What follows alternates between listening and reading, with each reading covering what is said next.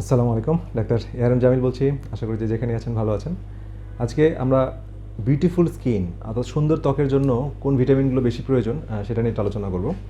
তো ইনফ্যাক্ট একটা ভিটামিন নিয়ে একটু বেশি আলোচনা করব, অন্য দুটোর নাম বলবো। একটা হচ্ছে ভিটামিন সি এবং ভিটামিন ই।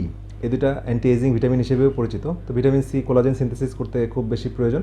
এই জন্য ভিটামিন সি যথেষ্ট পরিমাণে পর্যাপ্ত ভিটামিন সি যেন আমাদের ডায়েটে থাকে, অর্থাৎ গ্রিন লিফি ভেজিটেবল যেন আমরা রেগুলার খাই। আমাদের ডায়েটের মধ্যে গ্রিন জুস থাকতে পারে, আমাদের সাইট্রাস ফুড থাকবে অর্থাৎ টক জাতীয় ফল, দেশি ফলগুলো আমরা প্রেফার করব। ইভেন আপেল আমরা খেতে পারি, রেগুলার আপেল খাওয়া উচিত। তো এগুলো খেলে আমাদের পর্যাপ্ত ভিটামিন সি পাবো। হ্যাঁ, মানে হোল ভিটামিন সি, শুধু মানে বাজার থেকে অ্যাসকর্বিক অ্যাসিড আমরা কিনে আনবো না। হ্যাঁ, শুধু সিনথেটিক না, হোল ভিটামিন সি থাকতে হবে। ভিটামিন সি এর যে যতগুলো কম্পোনেন্ট আছে বায়োফ্লাভিনের সহ সবগুলো যেন থাকে, তাহলে ওই ভিটামিন সিটা আমাদের টোটাল বডিতে ফুল ব্লোন কাজ করবে। আচ্ছা, এরপরে হচ্ছে যে ভিটামিন ই, এটাও একটা সুপার অ্যান্টিঅক্সিডেন্টের মতো কাজ করে। এটা টোকোট্রিনল যে ভ্যারাইটিটা, এটা বেশি কার্যকর, সেটা আমরা খেতে পারি। তো আজকে আলোচনার বিষয়টা আমরা আরেকটা ভিটামিন নিয়ে কাজ করবো, যেটা আসলে অনেকে গুরুত্ব দেয় না বা অনেকে অতটা জানে না। তো সেই জন্য ওই এই জিনিসটাকে ফোকাস করছি। সেটা হচ্ছে ভিটামিন বি3, যেটা আরেকটা নাম হচ্ছে নিয়াসিনামাইড। তো ভিটামিন বি3টা খুব ইম্পর্টেন্ট, এবং ভিটামিন বি3 অভাব হলে একটা রোগ হয় যেটাকে বলা হয় পেলেগ্রা, যেটা বর্তমানে সাবক্লিনিক্যাল ভার্সন দেখা যাচ্ছে। মানে ফুল ব্লোন, মানে খুব বেশি ঘাটতি হয়ে যে অনেক সিমটম নিয়ে প্রকাশ করতেছে সেরকম না, কিন্তু খাবার দাবারের মধ্যে বা কোয়ালিটি খাবার না খাওয়ার কারণে বা রং খাবার খাওয়ার কারণে ভিটামিন বি3 আমাদের শরীরে আস্তে আস্তে কমে যাচ্ছে এবং বিভিন্ন সিমটম আসতেছে। তো এটা তিনটা এরিয়াতে এটাকে বেশি প্রকাশ পায়। একটা হচ্ছে ডায়রিয়া হয়, ডিমেনশিয়া হয় এবং ডার্মাটাইটিস হয়। তো দীর্ঘমেয়াদী ডায়রিয়া যাদের ভালো হচ্ছে না, সমস্যা হচ্ছে, তাদের এই ভিটামিন বি3 কথা আমাদের মনে রাখতে হবে এবং তার ফুড হ্যাবিটটা দেখতে হবে। আর এরপরে হচ্ছে যে ডিমেনশিয়া হচ্ছে ভুলে যাচ্ছে, মনে থাকতেছে না, অ্যালজিমার্স ডিজিজ, হ্যাঁ, এই জাতীয় সমস্যাগুলো যাদের হচ্ছে, বার্ধক্যজনিত সমস্যাগুলো আর্লি ডেভেলপ করতেছে। তো এটাও একটা প্রবলেম।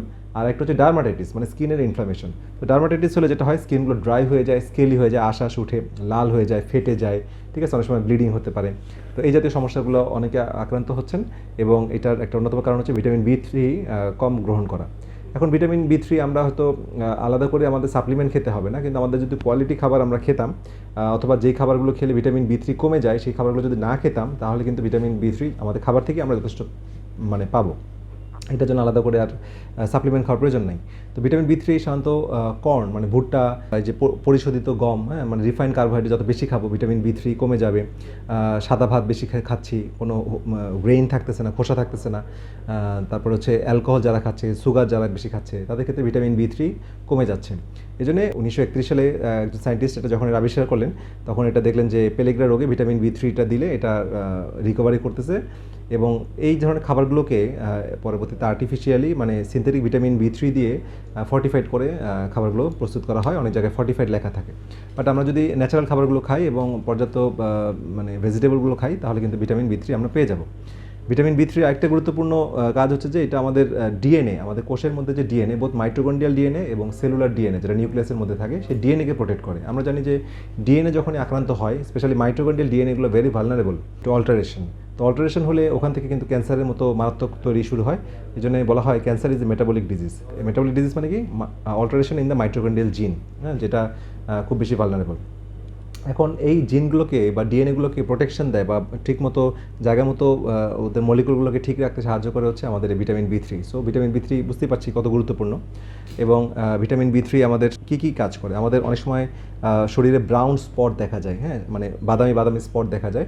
এটা কিন্তু ভিটামিন বি3 একটা ঘাটতি, সাবক্লিনিক্যাল লক্ষণ। এছাড়া অনেকে স্কিন ক্যান্সারের ঝুঁকি বেড়ে যায়। তো ভিটামিন বি3 রেগুলার গ্রহণ করলে খাবারের মাধ্যমে স্কিন ক্যান্সারের ঝুঁকি অনেক কমে যায়। অ্যান্টি এজিং হিসেবে বললামই, সুন্দর ত্বক, লাবণ্যময় ত্বক, হ্যাঁ, স্মুথ ত্বক, সফট ত্বকের জন্য ভিটামিন বি3 খুব দরকার। এবং অনেক সময় অনেক কোম্পানি তাদের ক্রিমগুলোকে ভিটামিন বি3, ভিটামিন ই, ভিটামিন সি দ্বারা এনরিচ করে, ঠিক আছে। এটা দেখবেন যে কমার্শিয়াল ভিটামিন ক্রিমগুলোর মধ্যে এরকম লেখা থাকে। তো ভিটামিন বি3 এর জন্য খুব গুরুত্বপূর্ণ। আর একটা হচ্ছে অ্যাকনি, যাদের মুখে প্রচুর ব্রণ হয়, পিঠে ব্রণ হয়, তাদের ক্ষেত্রেও স্কিনের একটা স্কার টিস্যু তৈরি হয়। তো ভিটামিন বি3 খুব গুরুত্বপূর্ণ ভূমিকা পালন করে। আসলে সুস্বাস্থ্যের জন্য আমাদের রুট কজগুলো জানা দরকার। যাদের এই ধরনের অসুখ বিসুখ অসুস্থতা আছে, তার আমরা যদি রুট কজটা না বুঝে আমরা এলোমেলোভাবে চিকিৎসা করতে থাকি, তাহলে আসলে আমরা কাঙ্ক্ষিত রেজাল্ট পাই না। হয়তো একনি হচ্ছে, ব্রণ হচ্ছে, আমরা এটাকে মনে করতেছি ব্যাকটেরিয়া ইনফেকশন, আমরা মনে করতেছি যে এটা একটা মানে হরমোনাল চেঞ্জেস। অবশ্যই এগুলো ফ্যাক্টর, কিন্তু আমাদের ফুড নিউট্রিশনগুলো এর সাথে রেসপন্সিবল কিনা, আমাদের রাইট খাবার আমরা খাচ্ছি কিনা, কোয়ালিটি খাবার খাচ্ছি কিনা। যারা কোয়ালিটি খাবার গ্রহণ করে রাইট খাবার গ্রহণ করে, নিয়মিত ফাস্টিং করে, তাদের স্কিন, তাদের সৌন্দর্য কিন্তু এমনি ভিতর থেকে আসে। ঠিক আছে? তাহলে আপনি যত নেচারের সাথে থাকবেন, ন্যাচারাল জিনিসগুলো আপনি জানবেন, চিনবেন, সঠিক মাত্রায় গ্রহণ করবেন, সঠিক সময় গ্রহণ করবেন, সঠিক লাইফস্টাইল লিড করবেন, সঠিকভাবে ঘুমাবেন, স্ট্রেস ফ্রি লাইফ লিড করবেন, নিয়মিত না খেয়ে থাকবেন, হ্যাঁ, তো ফাস্টিং করবেন, এক্সারসাইজ করবেন, আপনার অসুখ বিসুখ হওয়ার সম্ভাবনা অনেক অনেক অনেক কমে যাবে। তো এই বিষয়গুলো আমরা আমাদের চ্যানেলে তুলে ধরি, কারণ আসলে বর্তমান সময়ে অসুস্থতা বা রোগ ব্যাধি এত বেশি মহামারী আকার ধারণ করার একটা অন্যতম কারণ আমরা আসলে সঠিক নলেজটা না পাওয়ার কারণে আমরা সঠিক খাবারগুলো চিনতে পারছি না, সঠিক খাবারও গ্রহণ করছি না, রং খাবারের প্রতি আসক্ত হয়ে পড়তেছি, রং লাইফস্টাইল আসক্ত হয়ে পড়তেছি। এই জন্য আমরা মানে মানে আমরাও ডাক্তারকে ছাড়তে পারতেছি না, ডাক্তারও আমাদেরকে ছাড়তে পারতেছে না। তো এই একটা অবস্থা হয়েছে আর কি। তো যাক, আজকের ভিডিও পর্যন্ত সবাই ভালো থাকেন, সুস্থ থাকেন। পরবর্তী ভিডিও দেখা আমন্ত্রণ রইল। আল্লাহ হাফেজ।